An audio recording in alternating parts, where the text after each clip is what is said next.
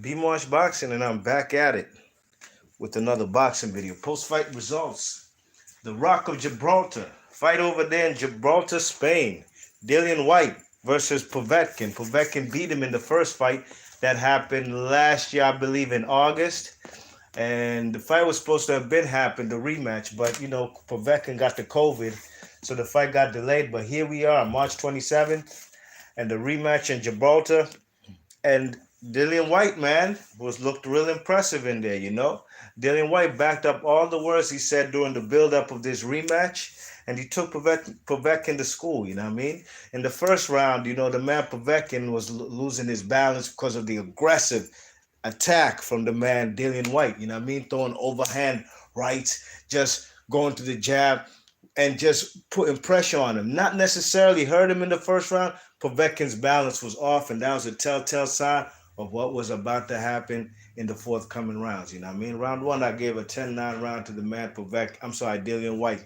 Round two, Dillian Whyte was using that jab, dictating the pace with the range, keeping a mid-range, not necessarily going with the left and right hooks. Dillian Whyte got one of the best left hooks in the heavyweight division, but he wasn't necessarily throwing so many left hooks or body shots, living up to his moniker of the body snatcher.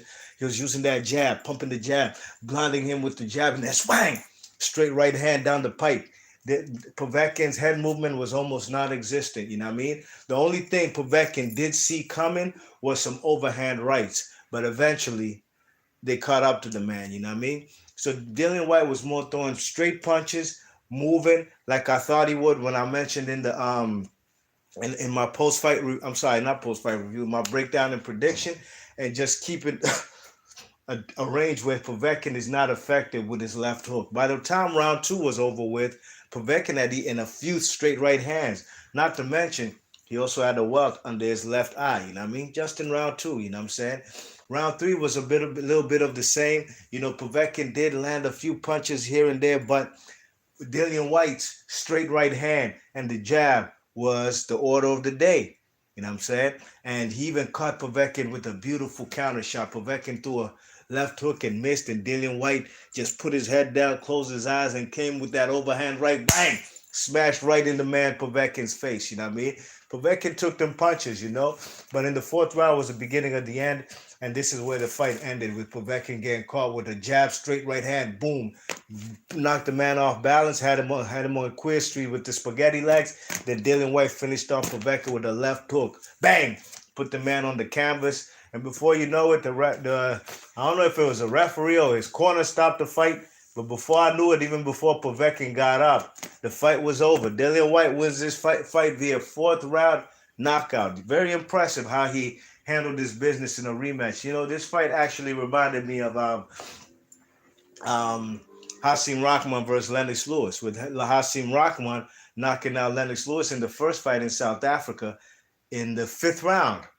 Fifth round, not the fourth round like Dillian Whyte, but the fifth round. And then in the rematch, Hasim Rahman gets knocked out by Lennox Lewis. No guy test in the fourth round, just like Dillian Whyte ended Povetkin tonight. You know what I mean? So it was a beautiful effort from the man. I thought that the man Povetkin would put up a better effort. I'm not going to blame COVID for his, lack of aggression. Just from the get-go, you could tell Dillian Whyte was a more aggressive fighter, and the man Povetkin had to match that intensity, and he really didn't. You know what I mean? If the man Dillian Whyte was on level 8, 9, 10, the man Povetkin was like at level 3, 4. He wasn't as aggressive or trying to blast the man out with them heavy shots because Dillian Whyte was loading up. He was loading up from round one. You know what I mean? Throwing hard overhand rights, but he was missing a lot of them. And those were opportunities for the man Povetkin to counter or be in position to blast the man or straight catch him with a straight right or the left hook.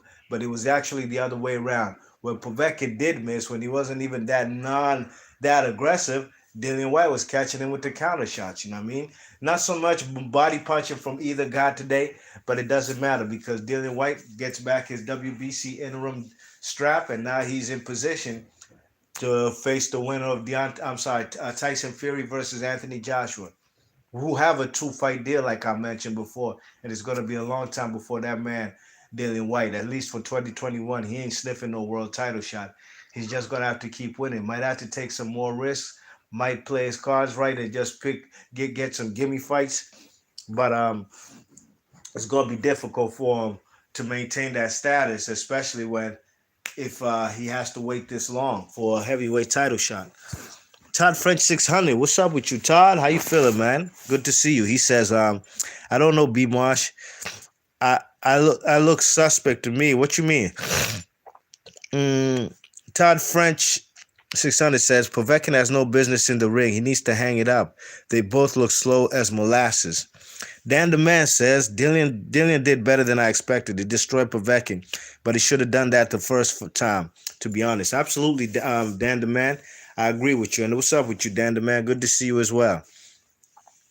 Um, I agree with you. You know, he should have actually knocked him out in the first fight, but he probably got a little, you know, I'm not gonna say complacent because he was handling his business before he got knocked out in the fifth round. You know what I mean? But I guess he underestimated the type of power Povetkin has, especially coming off the canvas twice. You know what I mean? It could happen. You know, it's boxing. You know, this is a sport where anything could happen on any given night. You know what I mean? And Povetkin pulled a major upset last year in August. But Povetkin, Todd French 600 says the man should hang it up. Look, Povetkin, how many losses has he had? He's been a professional boxer since 2005 with a long amateur background, including a gold medal in the 2004 Athens Olympics. You know, 2021, the man has only 3 losses on his resume.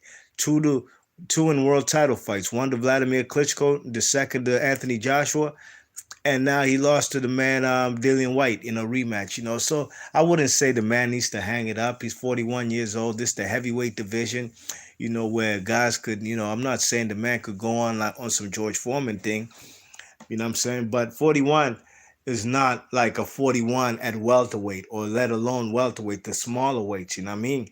So there might be some other fights out there for the man, you know what I mean? And it depends on how he looks in his next fight. Or if he does get blasted out and knocked out in this type in this type of fashion in a rematch, and I'm sorry, in his next few fights, then I agree he should hang it up, you know what I mean? But no shame in his game tonight, you know what I mean? Povetkin had a decent effort, Todd French 600 says, not bad, my brother. Todd French 600 says, Povetkin looked weird walking out the ring. He looked lethargic. He definitely wasn't as hype as Dillian Whyte, you know what I mean? Mike 104 says, Dillian came in slugging, winging shots, and absolutely, Mike 104, what's up with you, man? Thanks for coming through. You're absolutely right, man. The man was loading up from the get-go. I mean, and I think that was what put the man Povetkin on edge, to be like, damn, this man trying to knock my head off, trying to knock it into the fifth row, or trying to knock it into the volcano on the Rock of Gibraltar, you know what I mean? And the game plan worked perfectly. And, I was impressed with how Dillian Whyte boxed from range, you know what I mean?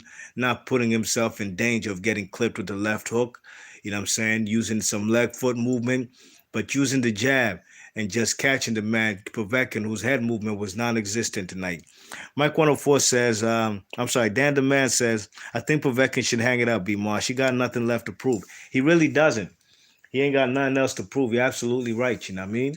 But, like I said, man, 41 is not a death sentence in the heavyweight division. I'm sure there's more lucrative fights that are out there. He's going to be used. He's going to be over there in Matchroom, He got himself a lot of Matchroom fights, you know what I mean? He had the Michael Hunter, who was at the time with Matchroom. Of course, David Price. Of course, AJ, Dillian Whyte twice. So they're going to use the man Povetkin like they doing the man in the lightweight division now at 140 pounds. Is not Israel Vasquez, Miguel Vasquez, how they brought this man to face Ritson and Josh Taylor and O'Hara Davis, you know what I mean? Like, he's been on a British world tour, and so has Povetkin. You know what I mean? Mike 104 says Povetkin's legs looked as if he wore a 40-pound suit on his way in. Yeah, the man was, his balance was way off.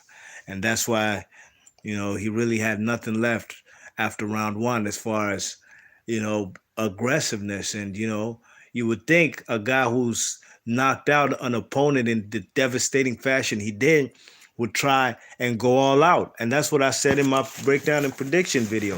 He has to go all out because he has nothing to lose. He has to see if there's any lingering effects from what he did to the man Povetkin, Dillian Whyte in the first fight. But nah, Dillian Whyte was on his A game, man, and he put it on the man Povetkin tonight, you know. So big ups to everybody in the chat, man. Salute to all y'all coming through. Mike 104, Dan the Man, Todd French 600. Please hit the thumbs up on your way in and on your way out. And leave your thoughts and comments in the comment section, and I'll catch y'all on the next one, all right? I'm gone.